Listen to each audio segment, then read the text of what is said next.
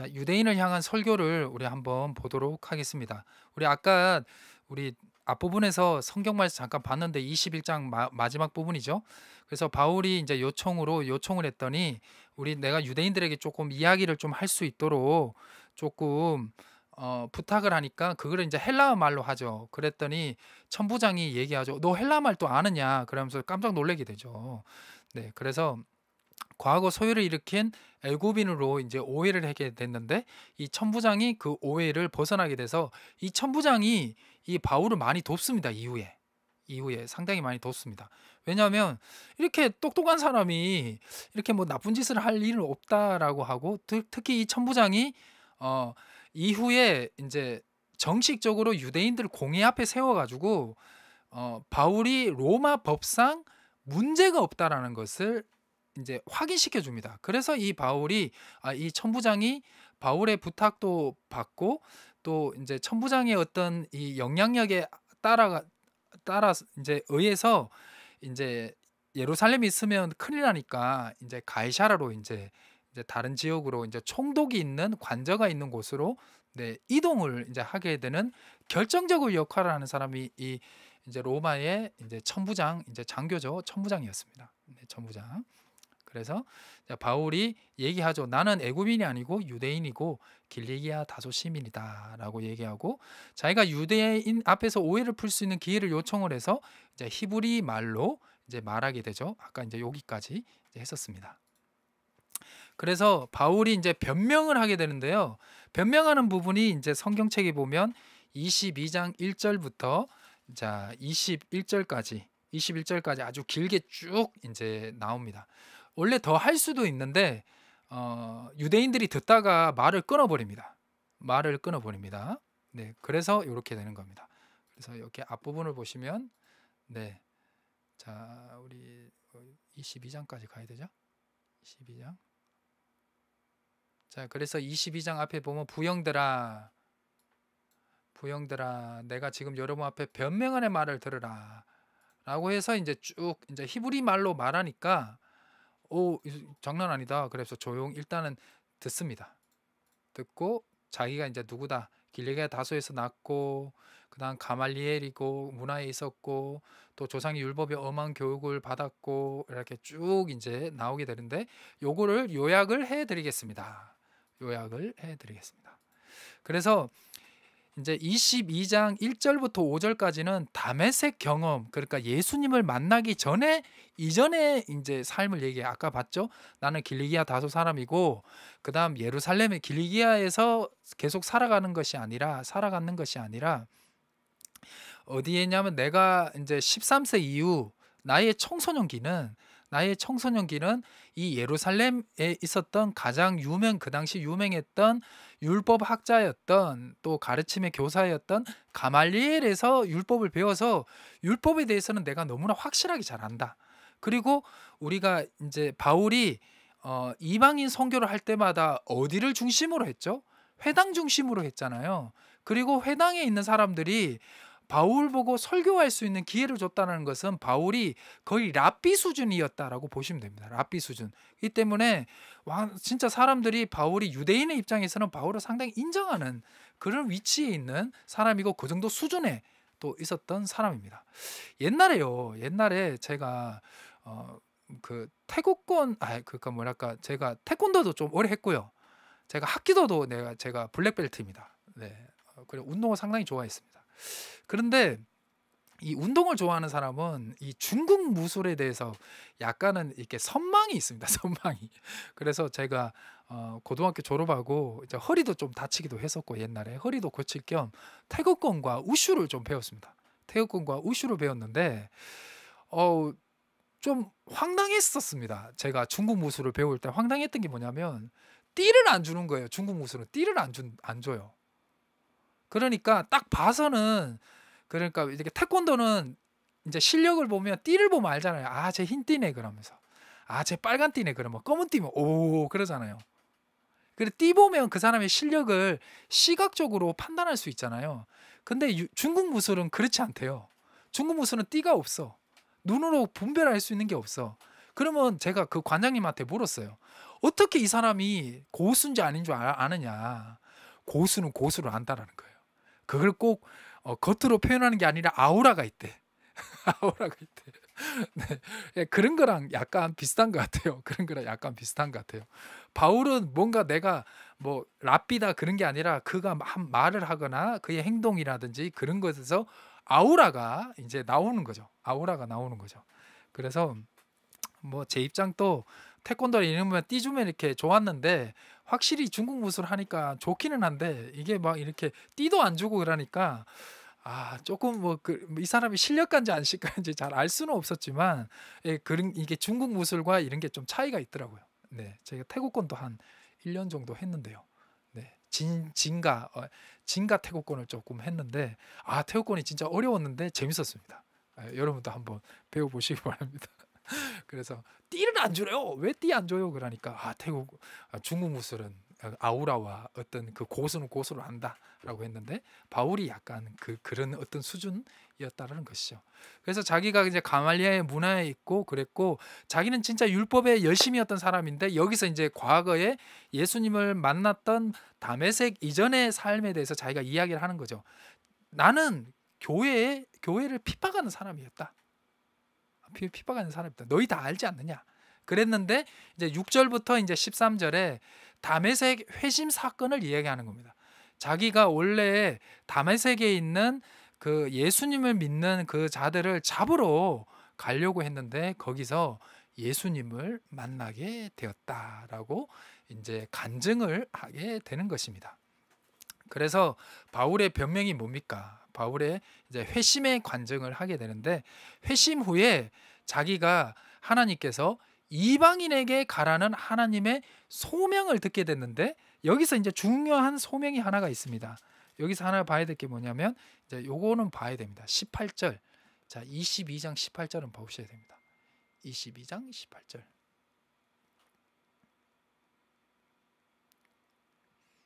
자, 21장 18절에 보면요. 자, 주께서 내게 말씀하셨대요.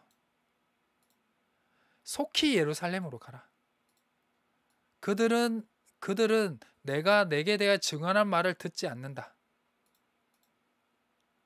내가 말하기를 주님 내가 주를 믿는 사람들을 가두고 또 회당에서 때리고. 네, 요렇게. 요거 이제 보시면 됩니다. 네. 이렇게 보시면 되겠습니다. 그래서 요 이야기를 하니까 유대인들이 이제 화가 난 거예요. 화가 난 거예요.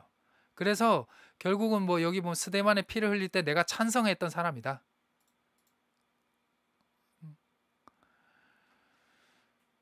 그리고 사람들이 옷을 지킨 줄 아는 사람이다. 내가 너희를 이제 그를 죽일 때 스데반을 죽일 때 옷까지 잡아줬던 사람인데 그래서 하나님이 떠나가라. 내가 너를 이방인에게로 보낸다. 하나님께서 얘기하는 거죠.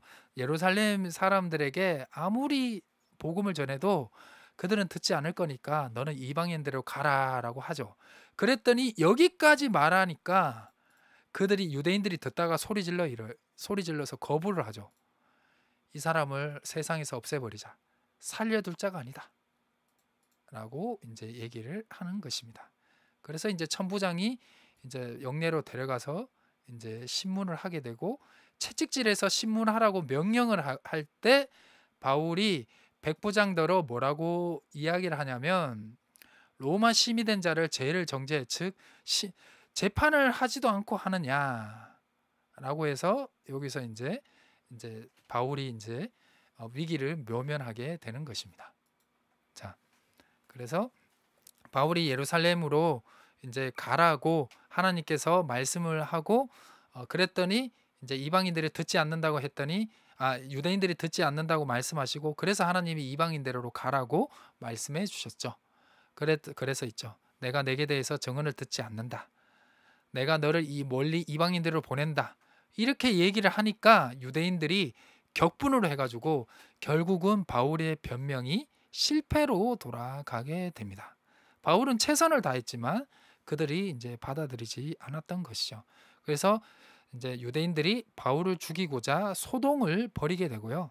그래서 이제 천부장이 이거 문제가 돼 가지고 바울을 채찍질해서 때리라고 했을 때 바울이 로마 시민권을 호소하게 되고, 그래서 천부장이 왜 유대인들이 이 사람을 이렇게 죽이려고 할까라고 해서 정식적인 유대인들의 공회를 소집하게 해서 그 공회 앞에 세웁니다. 그게 이제 25절에서 30절에 이제 나오게 되는 부분입니다. 요 스토리입니다. 요 스토리. 그래서 이제 23장 1절에서 11절이 이제 공회 앞에서 바울이 이제 변명을 하게 되는데요. 여기서 날짜를 하나 체크해야 될게요. 자, 30절을 가보시면 30절 이제 이튿날. 자, 이튿날이 지났습니다. 시간이 좀 지났다는 거. 이튿날을 이제 지났다는 겁니다. 그래서 이 이튿날이라는 개념이 이제 돼야 아까 이제 11절이었죠. 요게 그날 밤에 이제 하나님이 이제 있는 거죠. 그래서 유대인들에게 이제 바울이 간증을 하고 그들이 이제 듣지 않고 바울을 죽이려고 하고 이제 천부장이 바울을 이제 잡아서 채찍질하고 명령을 했을 때 바울이 백부장에게 나는 로마 시민인데 왜 나를 죽이려고 나를 채찍질하느냐라고 해서 백부장이 천부장한테 얘기해서 천부장이 바울을 보호하게 되죠. 그래서 이튿날이 지나서 천부장이 질문을 해요. 질문을 유대인들에게 무슨 일로 고발하는지 진상을 알고자 해요. 결박을 풀고 명을 해서요. 제사장과 온 공회를 자기가 모읍니다. 그래서 바울을 데리고 그들 앞에 세워서 정식적으로 이제 그 변명을 할 수 있게 이제 세웁니다. 그 전에는 바울을 막 죽이려고 했던, 그러니까 예루살렘 안에서 바울을 그냥 무방비로 데리고 와가지고 죽으려고 했던 사람들을 그 앞에서 간증을 했는 거고, 그리고 이제 여기에서는 이틀 정도, 하루 정도 보호했다가 이 천부장이 정식적으로 제사장과 그다음 공회원들을, 그러니까 이제 지도자급, 유대인들 지도자급을 모아가지고 바울이 무슨 죄가 있는지 자기도 알아야 되니까 그래야 자기가 뭐 재판을 하든지 아니면 유대인들이 넘겨주든지 풀어주든지 아니면 뭐 이렇게 판단을 해야 되니까 자기도 천부장이 있는 상태에서 공회 앞에서 바울을 변명할 수 있는 기회를 주게 되는데, 그때 하루를 지내고 있을 때 그날 밤에 하나님이 나타나서 바울에게 담대하라고 얘기를 한 것입니다. 그래서 예루살렘에도 너가 나에게 정언한 것처럼 로마에서도 정언해야 된다라고 이렇게 하나님이 메시지를 주면서, 여기서 뭐 예루살렘에서 정언해야 되고 로마에서 정언해야 되고 그게 이렇게 들렸을까요? 나는 뭐 안 들렸을 것 같은데, 그거보다도 하나님이 담대하라고 했는 이 메시지가 가장 바울에게 크게 와닿았던 것 같아요. 그래서 하나님도 바울의 편이 되어 주셨고 바울을 위로해 주셨고, 그리고 바울 또한 우리랑 같은 성정을 가진 사람이다. 누구든지 고난이 닥쳐오면 두려워할 수밖에 없다. 그러나 하나님이 바울에게 담대하게 얘기하는 것처럼 우리 또한 하나님의 뜻 안에서 살아가고 고난이 닥쳐왔을 때 하나님은 바울에게 담대하라고 얘기하는 것처럼 우리에게도 그렇게 하신다. 나는 안 들리는데요. 나는 그 음성이 내 음성인지 아닌지 모르겠는데요. 거기서 이제 믿음의 차이가 나는 겁니다. 이거를 믿음으로 받아들이면 되는 겁니다. 바울이랑 우리랑 뭐가 다릅니까? 똑같은데. 그거를 저보고 뭐가 똑같아요? 뭐 그럴 수도 있겠지만 똑같다고 생각하시는 것도 영성입니다. 영성. 뭐가 영성입니까? 뭐 하나님의 음성을 듣고 뭐 사람을 막 넘어뜨리고 막 하고 막 고치고 이런 게 영성이 아니라, 진정한 영성은 이 하나님의 말씀을 나의 말씀으로 받아들이는 것이, 그 수준이, 그 믿음이 바로 영성이라는 것입니다. 네, 이렇게 보시면 될 것 같습니다. 자, 그래서 이제 요거를 이제 요 뒷부분 성경을 봐야 되는데 제가 이렇게 그냥 강의 위주로 하겠습니다. 여기서 바울이 공회 앞에 서 가지고요. 뭐라고 얘기하냐면 나는 부활만 정했을 뿐이다. 부활을 전했는데 왜 나에게 이런 일을 벌이느냐, 나 왜 이런 고통을 당해야 되냐 했더니, 사두개인들은요 부활의 교리를 부정을 했고요. 바울도 바리새인이거든요. 바울과 같은 바리새인들은 부활의 교리를 인정을 했습니다. 그렇기 때문에 이 두 명이 이 두 부류가 싸우게 돼요. 싸우게 돼요. 네, 싸우게 되죠. 그래서 이제 천부장이 이제 정확하게 알게 되죠. 바울은 로마 법에서도 문제가 없고 유대 법상에서도 그렇게 큰 문제는 아니다라고 해서 바울을 보호하게 된다라는 것입니다. 그래서 여기 주님의 위로와 약속이 나오죠. 담대하라. 담대하라. 오늘 요 말씀만 가지고 가셔도 됩니다. 사도행전 23장 11절. 그리고 솔직히 이 말씀은 고린도에서도 그대로 말씀해 주셨죠. 고린도에서도. 네. 고린도 사도행전 18장 9절. 사도행전 18장 9절.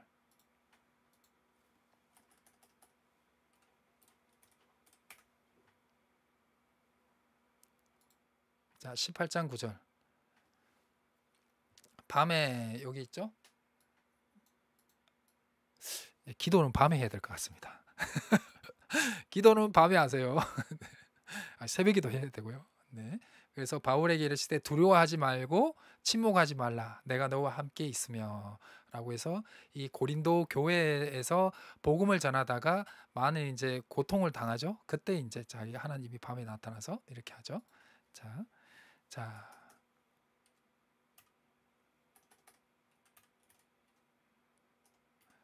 기도는 밤에 합시다. 밤에. 네. 네, 이렇게 되는 것입니다. 그래서 제가 학교에서 영성 수업을 듣는데 영성 수업을 좀 많이 들었습니다. 영성에 관한 걸 많이 들었는데 신대원 3학년은 기도 위주로만 공부했던 것 같아요. 기도 위주로만. 네, 뭐 신학교 4년, 신대원 2년 열심히 신학 공부하고 성경 읽었더니 이 정도면 됐다 싶더라고요. 솔직히 지금도 뭐 이렇게 대학원에서 공부하지만 내가 기도에 대해서 그냥 내 경험이 아니라 조금 더 이론적으로 좀 기도에 대해서 좀 더 깊이 있게, 그리고 고대 교회나 중세 사람들, 그다음 종교개혁자들의 기도는 어떻게 했는지 조금 나름대로 공부도 하고 이렇게 했는데, 그때 이제 교수님 중에 영성가들이 이제 새벽, 그다음 낮, 저녁 이 세 가지 타임으로 나누어서 중에 어떤 시간을 제일 중요시 여겼는 것 같냐라고 질문을 하셨어요. 그랬더니 대부분 이제 전도사님들이, 그때는 우리 전도사님이었죠. 신대원이었으니까 전도사님들이 여러분들한테도 질문해 볼게요. 그러면 여러분들은 하루 일과 중에 그리스도인으로서 하루 일과 중에 어느 시간이 제일 중요하다고 생각합니까? 대부분 한국 그리스도인들은 새벽이라고 합니다. 새벽이라면 뭐 저 또한 새벽이라고 뭐 이제 대답은 안 했지만 머리로 했죠. 그랬는데 교수님이 얘기하더라고요. 영성가들은 이제 기독교 영성가들이죠. 기독교 영성가들은 하루의 일과 중에 가장 중요한 시간을 저녁으로 봤다. 이제 밤이죠, 밤. 밤으로 봤다. 왜냐하면 밤을 잘 보내야 하루 일과를 새롭게 시작할 수 있다는 거죠. 밤늦게 막 자고 막 밤에 막 놀고 그러면 그 다음 날 제대로 안 되는 거죠. 솔직히 새벽 기도도 안 된다는 것이죠. 그러니까 우리나라는 새벽 기도를 잘 지키기 위해서는 저녁을 잘 보내야 되잖아요. 그래서 그게 맞는 겁니다. 그렇기 때문에 여러분들이 새벽의 초점이 아니라 새벽 기도를 잘 드리기 위해서 하루의 일과를 하나님과 함께 하기 위해서는 저녁을 잘 보내야 된다는 겁니다. 그래서 저녁에 초대교회 그리스도인들은 저녁에 하루 일과를 하나님의 말씀 안에서 다시 이렇게 점검을 했습니다. 점검을. 오늘 내가 하나님 말씀대로 잘 살았나 점검을 하고, 그리고 그 다음 날을 기약을 하면서 이렇게 마무리를 했다고 하더라고요. 그래서 여러분들도 저녁을 잘 보내십시오. 또 밤을 잘 보내야 새벽에 일어나서 하루 일과를 시작을 할 수가 있습니다. 그래서 오늘 또 나오죠. 저녁에 하나님의 밤의 음성을 주십니다. 우리 새벽도 밤으로 봅시다. 그러면 좋을 것 같습니다. 자, 바울을 죽이려는 계획을 이제 하게 됩니다. 이제 23장 12절에서 35절. 이제 바울이 이제 영내에서 이제 끌려가게 되거든요. 영내에서 끌려가게 되거든요. 자, 이제 천부장이 이제 보호하게 돼요. 그래서 보호하고 있는데 유대인들이요 음모를 꾸밉니다. 우리가 매복을 했다가 바울을 죽일 계획을 하게 되죠. 근데 그게요, 유대인들이 이렇게 딱 모여가지고 이제 우리 바울 죽이자 그래가지고요 장로들에게, 그러니까 제사장들에게, 유대인들의 제사장들에게요 요청을 합니다. 천부장에게 우리 다시 한 번 더 바울을 불러서 조금 그거 이제 이제 이야기를 해라. 그러니까 관습을 지키겠다. 요거는 내가 봐야 될 것 같습니다. 21절에. 자, 자, 자 20절부터 할게요. 유대인들이 공모하기를 바울에 대하여 더 자세히 묻기를 위함이라 하고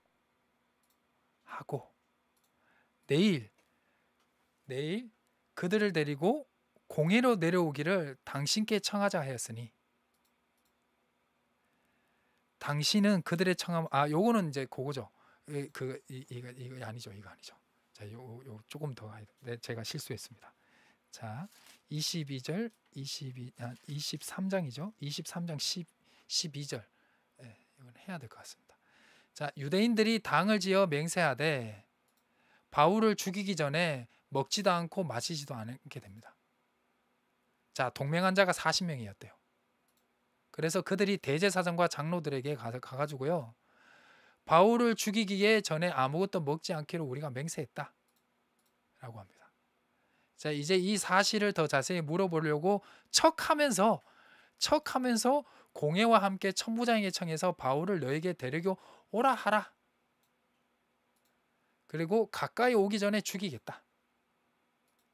근데 이거를 매복하고 있던 바울의 생질이, 그러니까 여기는 바울의 조카가 그걸 듣게 돼요. 그래서 이제 아까 요 밑에 이제 바울의 이 조카가 천부장의 손을 붙잡고 이러한 일이 있었다. 그렇기 때문에 그들의 청함을 따르지 말라고 이야기를 하는 부분입니다. 네, 이야기를 하는 부분입니다. 이렇게. 네. 자, 그래서 천부장의 이 생질이 이제 매복했다가 죽일 계획을 알게 되고 이 사실을 듣게 되고, 이것도 좀 하나님의 은혜인 것 같아요. 천부장이 알려서 천부장이 바울을 총독에게 있는 가이사랴로 이동을 하게 됩니다. 그래서 천부장이 총독에게 편지를 보내게 되고 바울이 가이사랴로 이동하게 됩니다. 그러면서 이제 24, 25, 26에서 바울이 이제 총독들에게 이제 심판받는 부분이 24, 25, 26이 나오고, 그다음 27, 28이 이제 로마로 이동하는 부분으로 해서 사도행전이 이렇게 전체적으로 마무리된다라고 보시면 될 것 같습니다. 네, 수고하셨습니다. 오늘은 여기까지 하도록 하겠습니다.